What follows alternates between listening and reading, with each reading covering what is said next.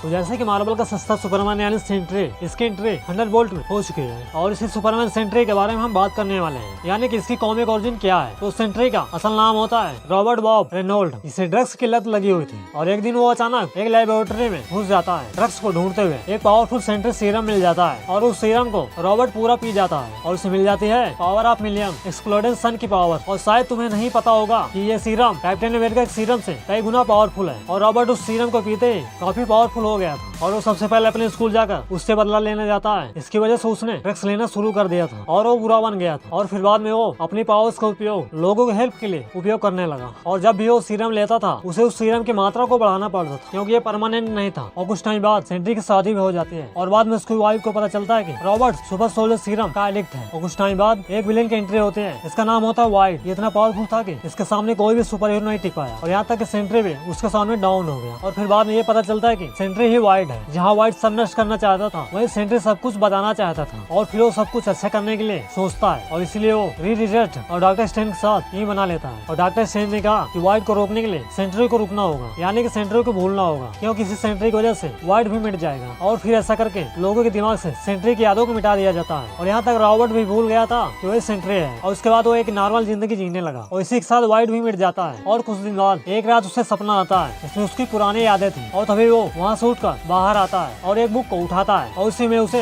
एक Sentry serum मिलता है और वो सीरम को पी लेता है और फिर उसे सेंट्री की पावर्स मिल जाती है। लेकिन वो ये नहीं जान पाता कि वही सेंट्री है और वाइड भी है। उसे बस इतना याद था कि वाइड ने जाते जाते ये कहा था कि वो फिर से वापस आएगा और उसके बाद वो रीडिजर्ट के पास जाता है। लेकिन वाच टावर के रेडिएशन की वजह से वो सेंट्री को नहीं पहचान पाता है और ये रिजल्ट अपने हेडक्वार्टर में वापस जाता है और उसे उसके शादी में एक गिफ्ट मिला था और उसी के नीचे एक टेप रखा हुआ था जिसमें रीडिजर्ट ने खुद के लिए मैसेज रखा हुआ था। इसमें सेंट्री की पूरी स्टोरी थी जो वाइड के टाइम में था, लेकिन उसमें एक चीज नहीं था कि सेंट्री ही वाइड है। और सेंट्री वाच टावर के ट्रांसमीटर को तोड़ देता है और सबकी यादें फिर से वापस आ जाती है। लेकिन कोई भी ये नहीं जान पाता कि सेंट्री ही वाइड है और तभी वाइड की एंट्री हो जाती है और सभी सुपर हीरो उसको रोकने की कोशिश करते हैं और सेंट्री सभी सुपर हीरो गुस्से से देखता है। लेकिन सभी सुपर हीरो को ये नहीं याद था कि उन्होंने ऐसा क्या किया था और तभी वहाँ डॉक्टर स्ट्रेंज आ जाता है। उन्होंने कहा कि सभी के माइंड से वाइड की यादों को मिटा दिया गया था और वाइड फिर से आ गया है, इसलिए सबको बताना जरूरी है कि सेंट्री ही वाइड है। और फिर पहले जैसे कर दिया जाता है, यानी सबकी यादों से सब कुछ मिटा दिया जाता है और रॉबर्ट एक नॉर्मल लाइफ जीने लगता है।